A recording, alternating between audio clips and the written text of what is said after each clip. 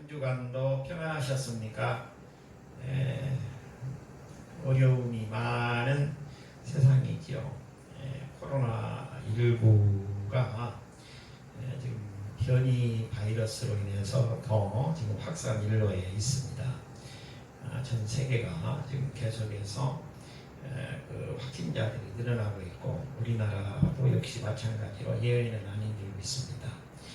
거의 1,500명에서 2,000명 그 사이를 오르락내리락 하면서 지금 확진자들이 계속 나오고 있는데 빨리 안정이 되고 잡힐 수 있어서 저희가 코로나19로부터 좀 해방이 되어서 자유롭게 코로나 이전의 그 시대로 돌아가도록 이렇게 했으면 좋겠습니다. 우리 주님께서 반드시 이렇게 해주실 줄 믿습니다. 아멘. 오늘은 우리 주님께서 주시는 말씀 마가복음 13장 14절로 27절의 말씀을 본문으로 해서 재림을 준비하는 성도다라는 제목으로 하나님의 말씀을 보도록 하겠습니다. 오늘 주시는 말씀을 통해서 은혜 받는 그런 귀한 시간이 되실 수 있기를 예수님의 이름으로 먼저 축원해 드립니다. 아멘. 이 사복음서는 말 그대로 우리 예수님이 생존하실 때 직접 그 제자들이 보고 경험했던 것을 그대로 옮겨서 적어놓은 것이죠. 그렇기 때문에 굉장히 중요합니다. 특히 마가복음의 경우는 굉장히 생동감도 있고 박진감도 있고 그리고 우리 주님의 아주 우리 주님이 이 세상에 오신 그 목적 그대로 주님의 사랑이 아주 잘 드러나는 그 책이 바로 이 마가복음이라고 우리가 할 수가 있습니다. 이 마가복음을 통해서 은혜가 많이 되는 줄 믿습니다. 시간 나실 때 마가복음을 많이 읽으시고 은혜 받는 시간들을 가지시기를 또 바랍니다. 자, 오늘은 우리가 재림을 준비하는 성도다라는 제목으로 말씀을 증거하려고 하는데 이 재림 우리 주님께서는 말씀하시죠. 사도행전 1장 17절에 보면 우리 주님께서 부활하신 후 40일을 계시다가 승천하시면서 말씀하시는 내용이 나옵니다. 갈릴리 사람들아 어찌하여 서서 하늘을 쳐다보느냐 너희 가운데 하늘로 올리우신 이 예수는 하늘로 가심을 본 그대로 오시리라 하였느니라. 우리 주님은 그대로 오신다는 것입니다. 데살로니가전서 4장 16절에도 그와 같은 말씀이 그대로 나오고 있습니다. 주께서 호령과 천사장의 소리와 하나님의 나팔 소리로 친히 하늘로부터 강림하시리니 그리하여 우리가 항상 주와 함께 있으리라 이렇게 말씀하고 있습니다. 요한계시록 1장 7절에도 마찬가지로 우리 주님이 재림하신다는 말씀이 나옵니다. 볼지어다 그가 구름을 타고 오시리라. 각 사람의 눈이 그를 보겠고 그를 찌른 자들도 볼 것이요 땅에 있는 모든 족속이 그로 말미암아 애고가리니 그러하리라. 아멘. 이렇게 우리 주님은 분명히 오신다, 재림하신다라고 말씀을 하고 있습니다. 그러니까 우리 주님이 재림하신다는 것은 이 세상이 이제 끝난다는 거예요. 우리 주님이 오신다는 것은 심판주로 오시는 것입니다. 그래서 우리 주님이 말씀하신 대로 잘 믿고 말씀대로 준행하고 살았던 사람들은 우리 주님과 함께 올라가는 것이죠. 그리고 주님의 말씀을 따라서 살던 성도들 중에 이미 그 사망한 그 성도들 있지 않습니까? 사망한 성도들이 먼저 일어난다고 되어 있어요. 데살로니가전서 4장 16절에 보면 친히 하늘로부터 강림하실 때 그리스도 안에서 죽은 자들이 먼저 일어나고 그 후에 우리 살아남은 자들도 그들과 함께 구름 속으로 끌려 올려져서 공중에서 주를 영접하게 될 것이다 라고 말씀을 하고 있습니다. 그러니까 우리 주님의 말씀을 준행하고 따르고 그리고 주님을 사모하면서 이 세상을 살아가고 있는 성도들은 우리가 살다가 주님이 재림하시기 전에 우리가 육신적으로는 이제 죽었다고 하더라도 다 우리 주님께서 부활시켜요. 주님이 부활하신 것처럼 완전체로 부활하셨다고 그랬잖아요. 죽은 성도들도 완전체로 부활을 시켜서 우리 주님께서 심판을 해요. 그래서 천국으로 데리고 올라간다. 그리고 주님이 재림하실 때 생존하면서 주님의 말씀대로 산 성도들은 공중에서 우리 주님을 만나서 그대로 천국으로 들려 올라가게 된다. 우리 주님은 분명하게 말씀하고 있습니다. 그래서 우리가 이 주님의 재림 또 이 세상의 종말에 대해서 요즘에 너무나 자기 개인주의와 현실주의 그리고 우리 세상의 흐름이 그러다 보니까 교회 안에까지도 아주 그 자기 이익을 추구하는 그 만몬 사상이 지금 교회에도 이제 들어와서 이 종말 사상에 대해서 예수 재림에 대해서 얘기하면 이상한 말을 하는 것처럼 이렇게 하는데 사실은 기독교에 굉장히 중요한 이 사상이 종말 사상이에요. 예수 재림 사상입니다. 예수 재림, 예수 그리고 이 세상의 종말은 같이 이제 묶여 있는 말인데 우리 주님은 반드시 오신다. 근데 이 초대교회 성도들은 우리 주님이 반드시 오신다라고 믿고 신앙생활을 아주 잘했어요. 그러니까 교회에서 우리 주님이 말씀하신 대로 그대로 믿고 준행하면서 신앙생활을 했다는 것을 우리가 알 수가 있습니다. 오늘날도 마찬가지로 우리 주님이 십자가에서 왜 죽으셨느냐, 그리고 주님이 죽으셨다가 3일 만에 부활하셨는데 우리 주님이 3일 만에 부활하셔서 그리고 40일 동안 이 세상의 제자들과 함께 계시면서 많은 기적을 또 보여주시고 그리고 사도행전 1장에 기록된 것처럼 바로 승천하셨습니다. 승천하신 우리 주님은 가시면서 내가 반드시 온다 라고 말씀하셨어요. 그렇기 때문에 우리 주님은 반드시 오십니다. 그러니까 이 세상을 심판하러 오신다. 이 세상에 종말이 있다는 것입니다. 우리가 이 말씀을 반드시 잘 믿어야 될 줄 믿습니다. 로마 제국이 부귀와 영화를 누리던 시대의 일인데요. 베스비우스 산 중턱에는 2,000명의 사람이 살고 있었습니다. 어느 날 한 노인이 나타나서 마을 사람들에게 외쳤어요. 베스비우스 화산이 폭발할 것이요. 속히 하나님께 회개하고 이곳을 떠나야 됩니다. 이렇게 외쳐댔는데 그 당시 베스비우스 중턱에 살고 있던 그 사람들은 타락할 대로 타락해서 술과 성적인 쾌락에 흠뻑 빠져서 그 노인의 말을 헛소리하는 노인, 정신병자가 하는 말로 믿고 그 노인의 말을 아주 무시해버렸습니다. 그런데 얼마 지나지 않아서 79년, 서기 79년 8월 24일 베스비우스 화산은 폭발했습니다. 그리고 그 2,000명의 사람들 가운데 한 사람도 살아남은 자는 없게 되었습니다. 우리 하나님의 말씀이니 성경은 역사의 마지막 날이 있다고 분명하게 적고 있습니다.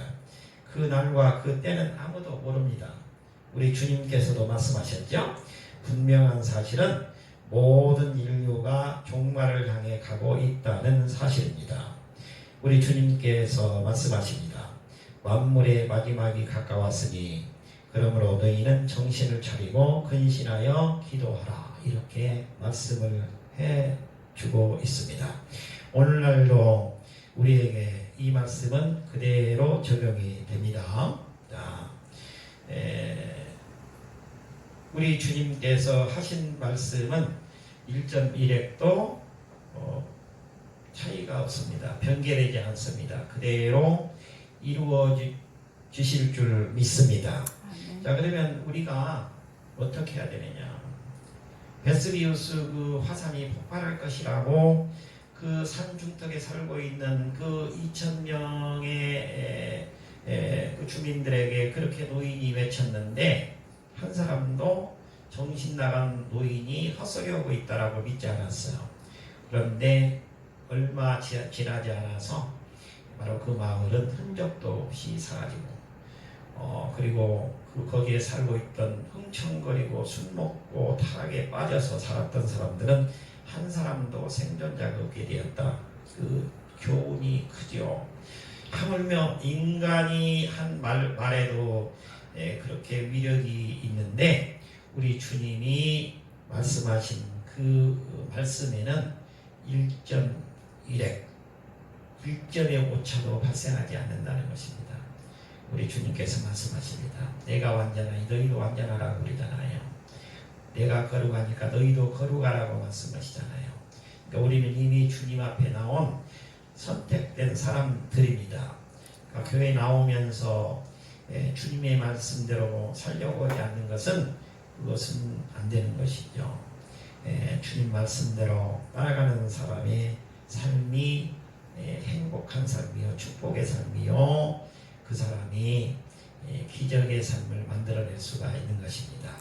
이와 같이 우리도 주님의 말씀대로 쫓아 살아서 우리가 다 축복받는 성도들이 되실 수 있기를 예수님의 이름으로 축복해 드립니다.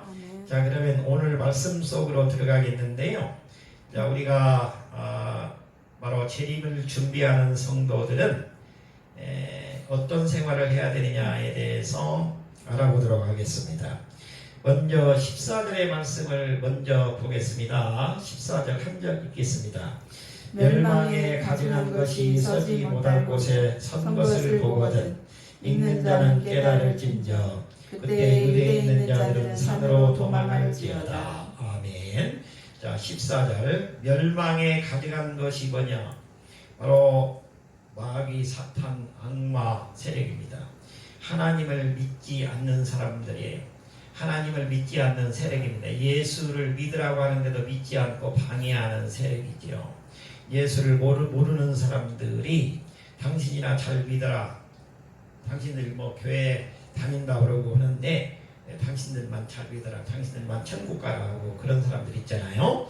이게 멸망에 가증한 것입니다. 멸망에 가증한 것이 서지 못할 곳에 선 거예요. 서지 못할 곳에 섰다는 것은 교회에 들어왔다는 거예요. 교회를 침략했다는 거예요. 교회에 들어와서 선 것을 보거든 읽는 자는 여기서 읽는 자는 성경을 읽는 자예요. 성경을 읽는 자, 성경 말씀대로 사는 자입니다. 성경 말씀대로 살아가는 자는 깨달아야 된다는 거예요. 그때 유대에 있는 자들은 산으로 도망해야 된다. 산으로 도망해야 된다는 것은 뭐냐면 산은 우리 주님은 예루살렘 산이 높죠. 예루살렘은 해발 800m가 넘는 곳에 있습니다. 그러니까 굉장히 높은 지대에 있다라고 볼 수가 있어요. 그러니까 높은 곳으로 가라는 것입니다. 높은 곳으로 가서 거기에서 가만히 있으면 안 되죠. 높은 곳으로 가서 하나님께 의지하라는 거야. 하나님께 기도하라는 거야. 하나님께 부르짖으라는 거예요. 그러면 이 세상에 어떤 악한 세력도 무찌를 수 있다는 것입니다. 우리도 어떻게 해야 되느냐? 우리에게 어려움이 닥쳤다. 그리고 내 인생에 정말 중요한 그런 굉장히 어려운 시기가 닥쳤다. 그때는 높은 곳으로 가야 됩니다. 여기 높은 곳은 어디를 의미하느냐면 성전을 의미하는데 오늘날로 말하면 교회를 의미하죠. 그러니까 그 자리에서 멈추어서 교회로 나가서 아니면 우리 몸이 성전이라고 그러고 교회라고 그러잖아요. 그러니까 그 자리에서 우리가 주님께 울부짖어야 돼요. 주님께 울부짖는 기도를 드리게 되면 우리 주님께서 우리의 기도를 들어주십니다. 아멘. 오늘 우리가 시편 109편을 아까 읽었잖아요. 그 다윗의 시인데 다윗이 쓴 시입니다. 그런데 거기에 보면 2절에 뭐라고 그랬어요? 그들이 악한 입과 거짓된 입을 열어 나를 치며 속이는 여로 내게 말하며 또 미워하는 말로 나를 두고 까닭없이 나를 공격하였음이니이다. 그런데 나는 사랑하나 그들은 도리어 나를 대적하니 나는 기도할 뿐입니다. 기도한다는 거예요. 그러면 이제 어떻게 해야 되냐? 그러면서 아주 간구하잖아요. 6절에 보니까 악인이 그를 다스리게 하시며 사탄이 그의 오른쪽에 서게 하소서. 그가 심판을 받을 때 죄인이 되어 나오게 하시며 그의 기도가 죄로 변하게 하시며 그의 연수를 짧게 하시며 그 직분을 타인이 빼앗게 하시고 그의 자녀는 고아가 되고 그의 아내는 과부가 되게 해달라고 기도하는, 하나님께 기도하는. 나를 지금 침범해 오는 사람에게 그냥 가만히 있으면 안 된다. 하나님께 간구하고 기도하면 좋으신 우리 하나님께서 그 일을 간섭하신다는 것입니다. 그래서 그 일이 잘 해결되게 해주신다는 거예요. 시편 28편 7절 보면 여호와는 나의 힘과 나의 방패시니 내 마음이 그를 의지하며 도움을 얻었도다. 자, 우리가 어려움을 당했을 때 주님께 기도하면 평안한 마음이 온다는 거예요. 어려움 당했을 때 누구한테 하소연할 수도 없어요. 오히려 사람에게 내 문제를 해결하면 오히려 그게 해결되는 것이 아니고 더 꼬여드는 경우가 많아요. 우리가 욥기서를 보면서 그걸 알 수 있잖아요. 욥이 그 어려움을 당했을 때 욥의 그 4명의 친구들이 오지 않습니까? 엘리바스, 빌닷, 그 다음에 소발, 그 다음에 엘리우라고 하는 4사람이 오는데 4사람이 전부 다 와가지고 오는 소리가 뭐예요? 다 염장 지르는 소리만 하잖아요. 네가 잘못했다. 네가 뭔가 잘못했다. 네가 정직하다고 했는데 정직하지 않았기 때문이다.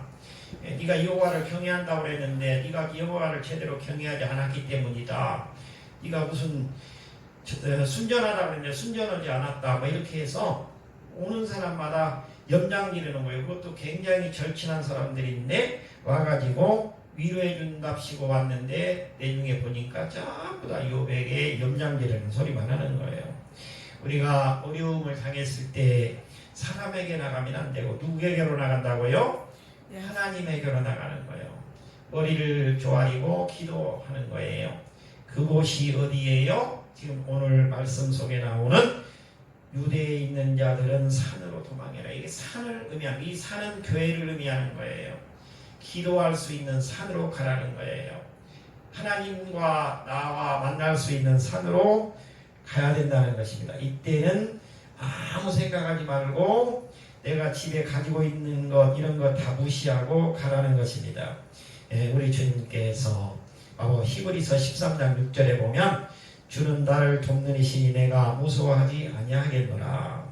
사람이 내게 어찌하겠냐. 사람은 도울 수 없지만 우리 주님은 나를 돕는 분이시다.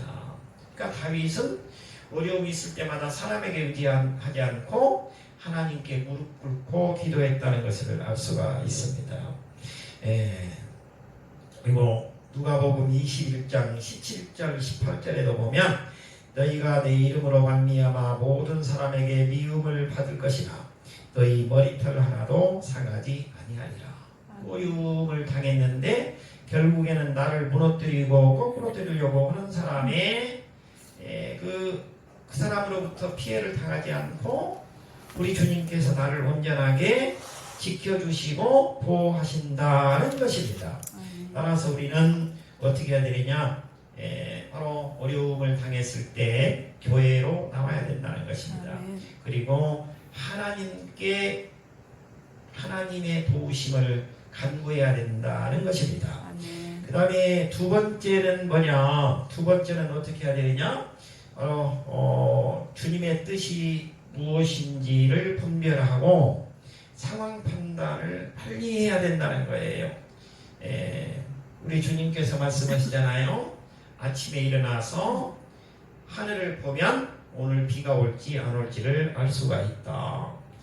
분별을 하라는 거예요. 분별을. 고린도전서 2장 14절에도 말씀하십니다.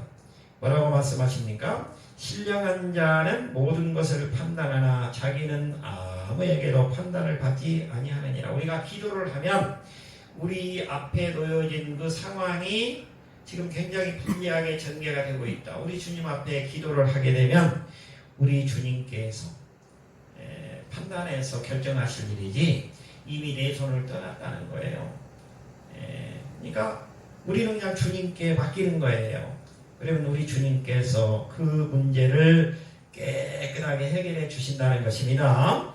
주님의 뜻을 분별해야 된다는 거예요. 15절에서 18절까지 말씀을 읽어보도록 하겠습니다.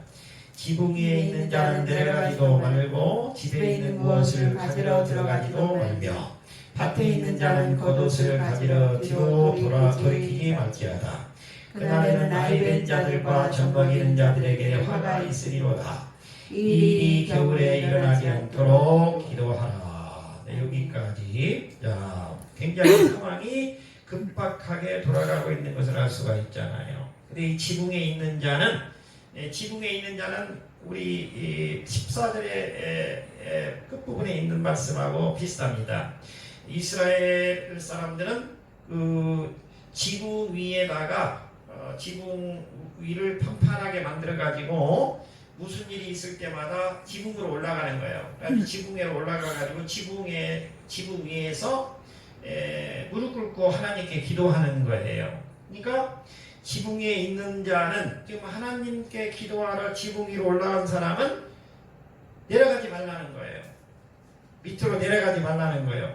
그리고 밭에 일하러 나간 사람 있잖아요. 밭으로 일하러 나간 사람은 겉옷을 가지러 집으로 들어가지 말라는 거예요. 지붕 위에 있는 사람은 늘 하나님과 함께 동행하는 사람이라고 할 수가 있어요. 기도 생활을 열심히 하는 사람, 신령한 생활을 하는 사람이라고 할 수가 있습니다.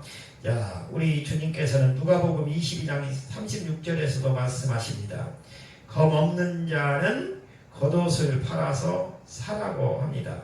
누가복음 22장 36절에서는 그러니까 우리가 어려울 때를 대비해서 준비를 철저히 해야 된다는 거예요. 신앙생활을 하면서도 우리가 주님이 주시는 그 지혜를 통해서 어려움을 대비할 수 있는 준비를 하나하나 하라는 것입니다.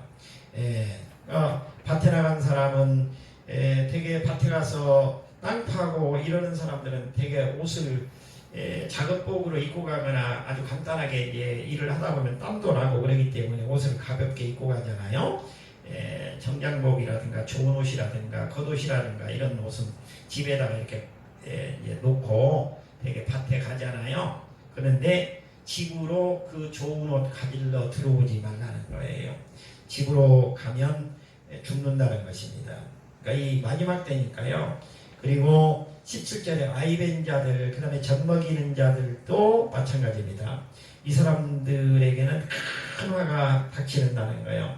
그래서 18절에 보니까 이 일이 겨울에 일어나지 않도록 기도하라. 이 일은 큰 환난을 의미하는 것이죠. 큰 환난을 당하게 되는데 이때 바로 겨울철에 이 일이 생기지 않도록 환난이 닥쳤는데 겨울철이 되면은 모든 것들이 다 지금 생명체들이 잠자고 있고 지금 숨죽이고 있는데 이 환난이 닥치게 되면 굉장히 큰 어려움을 겪게 된다는 거예요. 그래서 환난이 닥치는 그 시기도 겹치지 않도록 환난과 또 그 시간이 안 좋을 때가 같이 겹치지 않도록 늘 기도하라는 거예요. 주님께 어려운 일이 생기더라도 어려운 일을 잘 해결하면서 쉽게 그 문제로부터 벗어날 수 있도록 그 시기도 우리 주님께서 좋은 시기로 이렇게 택하게 해달라고 기도를 하라는 것입니다. 에베소서 5장 16절 17절에 보면 말씀하십니다. 세월을 아끼라 때가 악하니라. 그러므로 어리석은 자가 되지 말고 오직 주의 뜻이 무엇인가를 분별하도록 하라. 이렇게 말씀하고 있습니다. 그러니까 우리가 지혜롭게 잘 판단하는 생활을 하는 것이 굉장히 중요하다는 거예요. 자, 창세기 19장에 가보면 창세기 19장이 뭐냐면 그 천사가 왔는데 소돔과 고모라가 이제 멸망을 시켜버리는 거예요. 창세기 17장 18장에서 천사들이 와서 그 아브라함과 사라의 장막에 들리죠. 그리고 내년 이맘때에 하나님께서 주시는 아들이 있을 것이다 라고 말씀을 하시고, 그 다음에 소돔과 고모라로 이동하잖아요. 소돔과 고모라로 이동해서 바로 소돔과 고모라가 타락했기 때문에 소돔과 고모라를 심판하는 거예요. 없애버리는 거예요. 소돔과 고모라는 완전히 없어져 버렸잖아요. 그 사해 바다 밑에 지금 들어가 버렸으면 사해 바다 속에 있어요. 소돔과 고모라는. 그런데 그때 그 롯의 가족을 구원하는데, 롯의 가족이 이제 그 소알이라는 조그마한 산으로 이제 가지 않습니까? 가는 중에 산 중턱에서 이 롯의 아내는 뒤를 뒤돌아보는 거예요. 그 화려했던 소돔, 유황불에 지금 불타고 있는 소돔과 고모라를 바라보는 거예요. 롯의 아내는 그 옛날 것, 세상적인 것, 이런 것에 미련을 버리지 못하고 뒤를 돌아보다가 소금 기둥이 돼요. 그래서 우리들에게 역사적으로 큰 교훈을 주는 표지가 돼요. 바로 롯의 아내와 같은 사람이 되지 마라는 그런 교훈을 주는 것입니다. 그러니까 이 환난 때는 뒤를 돌아보면 안 된다는 거예요. 뒤를 돌아보지 말고 바로 사사로운 욕심 이런 거 다 내려놓고 도망가야 됩니다. 우리 주님께서 산으로 도망가라고 했잖아요. 높은 곳으로 도망가라고 했잖아요. 여기서도 마찬가지입니다. 그 천사들이, 하나님께서 보낸 천사들이 그 롯과 롯의 그 아내와 가족들에게 속히 도망가라고 해요. 속히. 그런데 미련이 있어가지고 속히 움직이지 못하는 거예요. 가까스로 그래도 따라는 나왔는데 자꾸 뒤를 돌아보는 거예요. 결국에 뒤돌아보다가 소금 기둥이 되고 말았습니다. 그러니까 우리가 세상적인 것에 연연하게 되면 바로 롯의 부인과 같이 되고 만다는 거예요. 자, 그 다음에 세 번째는 어떻게 해야 되느냐. 바로 세 번째는 깨어 기도하는 일을 해야 된다는 거예요. 깨어 있어야 된다는 말을 많이 하잖아요. 우리 하나님 말씀을 보다 보면 근신하라, 깨어라 뭐 이런 말씀이 되게 많이 나오는데, 깨어서 기도하는 생활을 해야 된다는 것입니다. 19절부터 23절까지 이 말씀을 보도록 하겠습니다. 19절에서 23절까지입니다. 이는 그 날들이 환난의 날이 되겠습니다. 하나님께서 창조하신 시초부터 지금까지 이런 환난이 없었고 후에도 없으리라. 만일 주께서 그 날들을 감하지 아니하셨더라면 모든 육체가 구원을 얻지 못할 것이거늘 자기가 택하신 자들을 위하여 그 날들을 감하셨느니라. 그때 어떤 사람이 너희에게 말하되 보라 그리스도가 여기 있다, 보라 저기 있다 해도 믿지 말라. 거짓 그리스도들과 거짓 선지자들이 일어나서 이적과 기사를 행하여 할 수만 있으면 택하신 자들을 미혹하게 하리라. 너희는 삼가라. 내가 모든 일을 너희에게 미리 말하였노라. 아멘. 바로 앞에 보니까 아까 이 일은 환난이라고 그랬죠. 이 환난이 겨울에 일어나지 않도록 기도하라고 그랬잖아요. 바로 겨울철에 우리에게 가장 어려운 시기에 환난이 생기지 않도록 해야 된다는 거예요. 깨어 기도하라는 것입니다. 우리 주님께서 말씀하십니다. 마태복음 25장 13절에 그런즉 깨어 있으라. 너희는 그날과 그때를 알지 못하느니라. 모른다는 거예요. 예, 근데 우리 믿는 사람들에게는 우리 주님께서 사인을 주셔요. 그러니까 신앙생활하는 사람들에게는 우리 주님께서 그 사인을 주시기 때문에 그 사인을 잘 받아야 된다 그 말이에요. 예, 그러니까 아까 베스비우스 그 화산 폭발이 있었다고 했잖아요. 거기에도 그 노인은 주님으로부터 사인을 받은 노인이었다라고 볼 수가 있어요. 그러니까 주님께 회개하고 너희들이 그 생활하는 거 지금 타락된 생활하는 거 그거 막 좀 이제 멈추고 화산이 폭발하니까 우리가 정신 차려서 이제 도망가야 된다. 그렇게 외치는데도 안 도망가는 거예요. 이미 그 마을은 사망 선고가 내려진 것이나 마찬가지예요. 우리 주님이 사인을 딱 내리면 이 세상은 이미 이제 사망 선고가 내려진 것이 종말이 됐다는 거예요. 그러면 이제 심판만 있는 거예요. 우리 주님이 구름 타고 오셔서 심판하시는 거예요. 그래서 예수를 믿고 말씀대로 산 사람들은 우리 주님께서 공중에서 우리를 들어올려서 천국으로 데리고 올라가는 거예요. 그리고 예수를 믿지 않는 사람들은 그대로 심판해서 바로 지옥으로 보내는 것이죠. 우리 주님께서는 심판주로 이 세상에 오신다는 거예요. 자, 로마서 13장 11절에서 14절을 보면 우리 주님께서 말씀하십니다. 자다가 깰 때가 벌써 되었다. 우리의 구원이 가까웠다.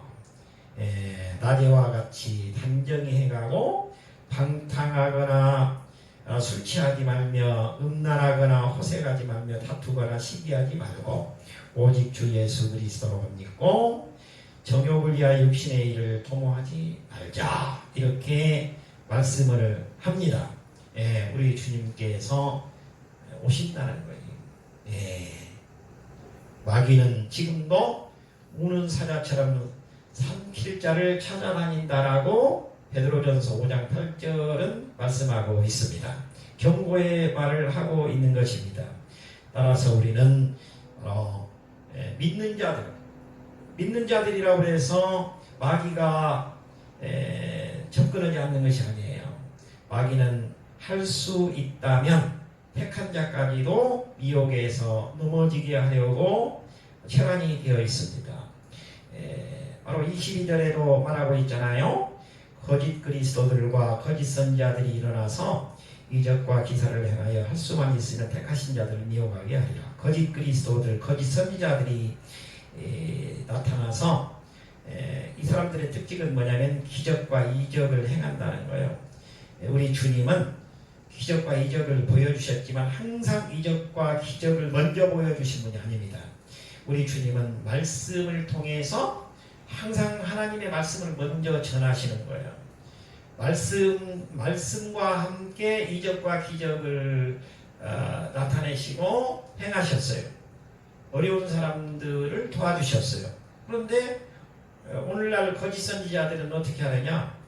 무조건 나오면 뭐 안수하든지 뭐 하든지 해가지고 기적이 나타난다 뭐 해가지고 기적만 행하려고 그러는데 그렇게 하면 안 된다는 거예요. 말씀이 먼저다는 거예요. 말씀. 이 말씀이 하나님의 말씀인가, 또 말씀도 우리가 잘 구별할 필요가 있다는 것입니다.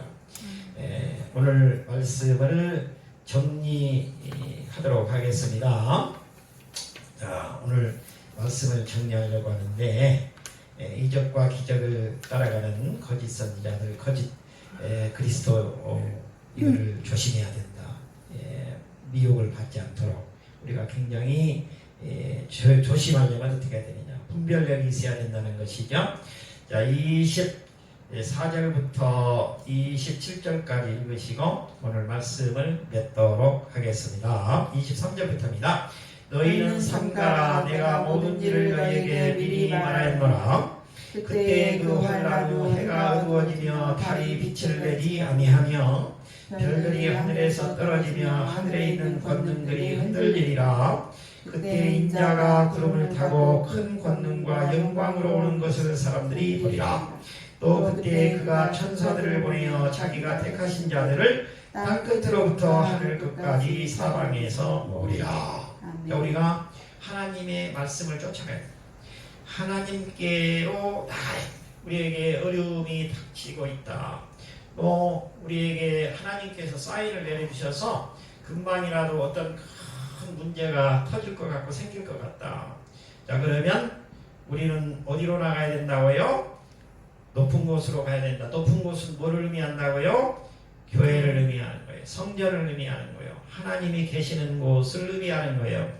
어려움이 있을 때마다 우리는 지붕으로 올라간다. 이스라엘 백성들이 지붕에 올라간 사람은 내려오지 말고, 그러면 내려오지 않으면 어떻게 하라는 거예요? 환난이 발생했는데 내려오지 말라는 것은 지붕 위에서 뭐 하라는 거예요? 하나님께 기도하라는 거예요. 하나님을 만나라는 거예요. 하나님께 간구하라는 거예요. 그리고 간구하고 기도하면 우리 주님께서 살 길을 열어주신다는 거예요. 분별할 수 있는 능력을 주신다는 거예요. 지혜를 주신다는 거예요. 그러면 우리는 살아요, 죽어요? 산다는 것입니다. 기도할 때 우리 주님께서 감동을 주시는 거예요. 지금은 강하게 태풍이 막 몰아치고 있어요. 그거 있지 않습니까? 갈릴리 바다에 마가복음 4장 5장에 가서 보면 누가복음 4장 5장에도 그렇죠. 보면 풍랑이 일고 있는데, 풍랑이 일었을 때 바로 제자들은 벌벌 떨잖아요. 그런데 우리 주님은 바로 그 바다를 잠잠케 하시잖아요. 바다 위로 걸어오시잖아요. 그러시면서 우리 주님께서 그 풍랑이 일었던 바다까지도 잠잠하게 해주시는 거예요. 우리는 우리 주님께 모든 것을 의지하고 나가게 되면 우리 주님께서 모든 문제를 해결해 주실 줄 믿습니다. 아멘.